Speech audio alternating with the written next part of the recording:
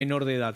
En otro de los temas más importantes del día, se van conociendo detalles de lo que será el proyecto de ley de presupuesto del gobierno para el año 2026. Ya vamos a saludar a Laura Serra, pero antes quiero que veamos algunas de las claves que pudimos obtener con información, obviamente de su nota, por eso la convocamos, para entender en algunas informaciones, algunos datos claros de lo que puede ser el proyecto. Cuando disponga la producción podemos ir viendo en pantalla.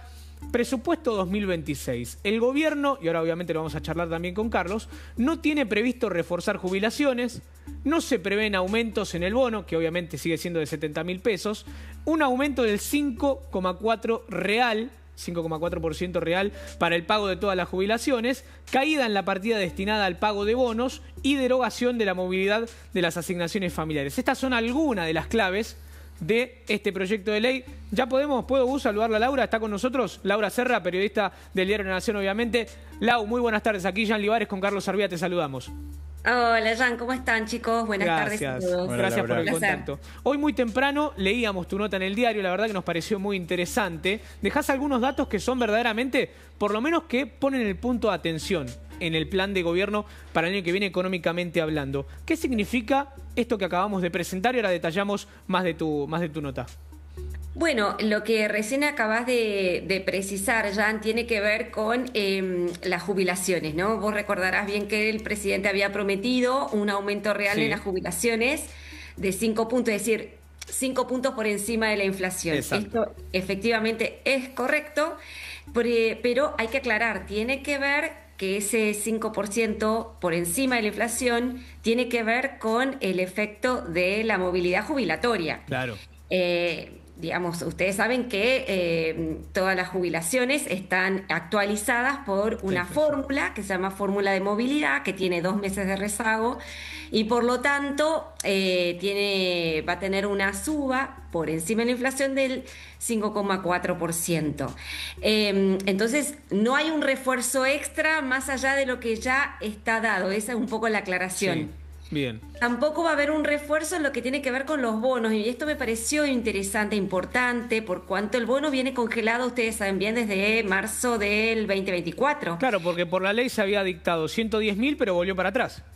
Exactamente. Bien. Bueno, el tema es que justamente el bono se mantiene congelado en los valores de marzo de 2024, que son los que cobran los jubilados de la mínima. Claro. Como así también pensionados, los que cobran pensiones por invalidez también cobran este bono. El problema es que al mantenerse congelado se licúa el poder de compra de toda esta franja que cobra estos ingresos. Por lo tanto, lo más probable es que el año que viene se perpetúe esta situación de licuación de los saberes y de los ingresos que hoy percibe los jubilados y los pensionados. No hay ninguna novedad en ese sentido. Ahí hablas de alguna manera de la derogación de la movilidad de las asignaciones familiares. Exacto, también. Sí. Explicarle a la gente qué significa esto. A ver, hoy las asignaciones familiares son móviles. Es decir, que están ajustadas justamente por el índice de movilidad. Hay distintos tipos de asignaciones familiares. Tenemos la asignación por hijo con discapacidad, por ayuda escolar anual, por nacimiento, por adopción, por matrimonio, la AUH, la asignación por embarazo para protección social. En fin, hay varios tipos de asignaciones familiares, como decía. Hoy están actualizadas por justamente el índice de movilidad. Lo que pretende el gobierno con esta ley, y así está en uno de los artículos del texto, es eliminar este carácter móvil de las asignaciones familiares. Entonces, si se deroga este carácter móvil, los aumentos de las asignaciones familiares van a ser a discreción del Poder Ejecutivo. Es el Poder Ejecutivo el que va a definir cuándo, cómo, qué monto, eventualmente, si es que dispone algún aumento, porque puede no disponer ningún aumento. Si te parece, Laura, también hemos hecho varias informaciones respecto a tu nota. Otro subtítulo es las tarifas de energía, que también te quiero preguntar, porque podrían aumentar, y vos hablás de que hay un recorte a los subsidios con una caída del 12%, más, menos. Esto es importante para entender el bolsillo, ¿no? La economía real.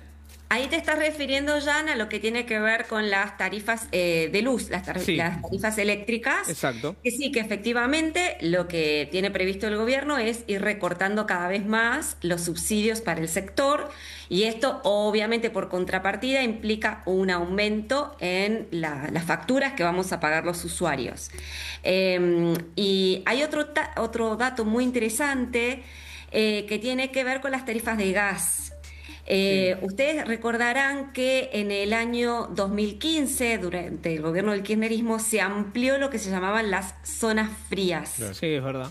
Bueno, entonces lo que dispuso el gobierno fue eliminar, propone la eliminación, hay que decirlo con cuidado, ¿no? Ah, es Porque verdad, es un sí, sí, porque proyecto está de en la el ley. presupuesto, claro. Sí, Si sí, se sí. aprueba la ley, se eliminaría esta ampliación de las zonas frías. Son 4 Que provincias, ¿no, Laura? Río Negro, Salta. exactamente. No, Sí. no, no. La ampliación incluye Buenos Aires o sectores de, no toda la Buenos provincia. Aires y Mar del No, Plata en particular, el Claro. Partido General Pueyrredón. exactamente. Bahía Blanca, creo. Bueno, Buenos Aires, sectores de Córdoba, sectores de Santa Fe y Mendoza. Bien. Entonces, va a haber 3 millones de usuarios que van a dejar de percibir el beneficio, una reducción por zona fría en la tarifa del gas. ¿Por qué? Porque el gobierno, la idea es volver a la ley original sancionada en 2002, que solamente reconoce como zona fría a la región patagónica, la Puna y el departamento Malargüe de Mendoza. Claro. Es decir, que más de 3 millones de usuarios van a dejar de percibir esta reducción en la tarifa de gas. Me pareció Mira. interesante y digamos, para tener en cuenta para el año que viene, si es que efectivamente, insisto, no se sanciona la ley de presupuesto. Otro punto importante es transporte. Transporte también se prevé, ahí lo estamos viendo, los subsidios tendrán un aumento del 0,5 real en el transporte automotor y se prevé una suba de subsidios del 2% real para los trenes. ¿Esto qué significa, Laura? Esto significa que ahí eventualmente, siempre en potencial, el transporte estaría esquivando el ajuste, ¿no? Porque se están aumentando, después de caídas que hubo en el 2024 y este año, en los subsidios al transporte, se está viendo una leve suba en los giros que va a destinar el Estado justamente a subsidiar este sector. Habrá que ver ahí, y yo no lo puedo discriminar ahora, pero hay que ver qué parte de subsidios van al AMBA y qué parte de subsidio va al interior del Claro. país. Ustedes saben que ahí siempre hubo diferencias. Sí, Y siempre está hubo claro. muchos reclamos del interior Muy claro. de que buena parte de los subsidios terminan yendo al AMBA y no al interior del país. Sí, la Así que- relación, para tener una idea, es casi 70% AMBA y 30% el interior. Efectivamente, tengamos una idea. efectivamente. Entonces vamos a ver ahí cómo es la discriminación AMBA versus interior del país, pero lo cierto es que estamos viendo ahí una leve suba en términos reales para los subsidios de transporte. Y por Eso último- sería una buena noticia. Sí, exacto, exacto. Y por último, vemos también que están los impuestos, ¿no? En materia Uf. impositiva también va a haber un cambio en esquema, así, a ver si podemos ver lo último. Se prevé un alza de la presión tributaria de 21,30 a 21,77 puntos del PBI. La recaudación por bienes personales caería un 24% en términos reales y se estima una fuerte recaudación del impuesto a los combustibles de 3 billones. Aquí me pueden ayudar tanto vos, Lau, como Carlos, para entender esto qué significa en el presupuesto. Bueno, a ver, lo de bienes personales es algo sobre lo que siempre machaca la oposición, ¿no? Que dicen, bueno, cuando el gobierno quiere, nos pregunta a nosotros dónde sacar la plata para financiar determinadas políticas Sí. sociales, por ejemplo, jubilaciones, ¿por qué no revierte la cuestión de bienes personales o el impuesto a los bienes personales, que es un impuesto que grava los patrimonios y que el gobierno decidió justamente establecer una alícuota reducida de manera paulatina año contra año, justamente, bueno, para en principio, ¿no? Favorecer, digamos, mayor consumo, mayor Claro. inversión, etcétera. Entonces, bienes personales, que es un impuesto progresivo por naturaleza, está disminuyendo su peso específico en la recaudación. Y este año justamente va a caer un 24% porque hay menores alícuotas para el año que viene. Reitero, es un impuesto que grava los patrimonios. Se prevé que el Estado va a dejar de recaudar por esto cerca de 90.000 millones de pesos, 90.749 millones de pesos. Es el único impuesto que baja bienes personales. En cambio, combustibles, que es otro impuesto muy importante por cuanto impacta sobre justamente los combustibles, las naftas, el gas, etcétera, el gasoil, se prevé un aumento muy importante del 50,6% real. Y ahí es donde los gobernadores tienen puesto el ojo también. Ustedes saben que ahí está pendiente tratamiento en el Congreso un proyecto para cambiar el esquema de reparto del impuesto a los combustibles, de la recaudación, para que vaya más recaudación de este tributo a los gobernadores. Todavía está pendiente de tratamiento, pero el año que viene va a tener una recaudación récord. Ahí lo que hay que calcular, Laura, es que por ahí esa recaudación récord está calculada en función del crecimiento del Producto Bruto Interno del 5% que se pone en el PBI, y muchos economistas ya te están diciendo que en realidad el crecimiento del PBI en el 2026 no va a ser entre el 5 y 5,5%, sino que probablemente va a estar por debajo. Indudablemente ese va a ser uno de los focos de la discusión parlamentaria que va a arrancar justamente este miércoles en la Cámara de Diputados sobre el presupuesto nacional, y en la oposición justamente también lo que vos decís, Carlos, va a poner el foco en las proyecciones macro, que para muchos ya están desfasadas, sobre todo lo que tiene que ver con el valor del dólar. Bueno, el crecimiento tampoco les parece muy creíble, inflación habrá que ver, porque la inflación, la verdad, 10,1% para todo el año que viene, también suena un poquito como ilusorio, dicen los opositores, ¿no? Eso va a ser materia seguramente de debate en la Comisión de Presupuesto, y el gran interrogante de todos, si tenemos presupuestos, si vamos a tener presupuestos finalmente este año o no. Bueno. Porque el gobierno el año pasado clausuró el debate, ¿no? Exactamente, y nos das pie para invitarte el miércoles entonces, porque seguramente estés allí en el Congreso y te vamos a molestar un ratito de nuevo. No hay problema, me encanta. Gracias, Laura. Gran bosquejo del presupuesto 2026. Laura Serra, periodista del diario La Nación. Bueno, en tren de seguir con este tema de los anuncios desde muy temprano. Repetimos, si recién te sumás a La Nación Más, a las 4 de la tarde, 30 minutos. Gran lunes para la gestión del gobierno de Javier Milei, al menos desde los anuncios a nivel nacional, con la baja de retenciones a todo el campo, a todo el sector, tanto agrícola como agroganadero, y también los anuncios de los Estados Unidos, al menos como hablábamos con Carlos recién. Una promesa importante de respaldo del Tesoro de los Estados Unidos. Está con nosotros Leo Anzalone, que es economista, está Federico González, que es analista político, y antes de abrir la mesa y el debate con ellos, Carlos, ¿cómo está el dólar a esta hora? Bueno, la novedad más importante es ya que los dólares en todas sus categorías bajan en promedio entre un 5 y un 6%. El dólar mayorista, que es el dólar que ve el mercado para ver si supera la banda de flotación, prácticamente está en 1.408 pesos. Hay que recordar que el viernes estaba pegándole a la banda de flotación de 1.476 pesos, por lo tanto es una buena noticia para el gobierno. Ahí tenés los valores. El oficial, que es el Banco Nación, está en 1.438, pero vuelvo a repetir, el mayorista está por debajo, que es el que negocian los bancos. El dólar de tarjeta 1.869 está ya por debajo de los 1.900, y todo el resto de los dólares, fíjate que está todos por debajo de los 1.500. Dólar blue 1.455, dólar MEP 1.461, dólar contado con liqui 1.472, y la gran noticia es la baja del riesgo país, que bajó prácticamente de casi 1.500 puntos tocar el viernes a 1.105 puntos. Es una baja de aproximadamente un 25%, es la baja intradiaria más fuerte, más alta en lo que va del gobierno de Javier Milei. Si hago la cuenta simple, 1.515 que cerró el viernes, menos los 1.438, 77 pesos menos el dólar oficial, al menos. Después cada uno en su home banking cada versión tiene entre 65 y 70 pesos, pero obviamente... 77 pesos la baja, importantísimo. Sí, es una baja, vuelvo a repetir, entre el 5 y el 6% para determinados tipos de calidad de dólar, donde el que más baja es el dólar paralelo. Y lo que hay que ver es que, bueno, ya dijimos, esto es una noticia que tuvo el mercado acerca de lo que anunció el secretario del Tesoro, Scott Bessent, pero todavía falta saber cuánto va a ser el monto de lo que le van a dar a la Argentina, qué le van a dar a la Argentina y cuándo se lo van a dar a la Argentina. Bueno, mirá qué conceptos que te deja Carlos Arvía, Leo Anzalone, para tratar de entender todo esto que acabamos de presentar. ¿Cuál es tu primera mirada? ¿Qué tal? Buenas tardes.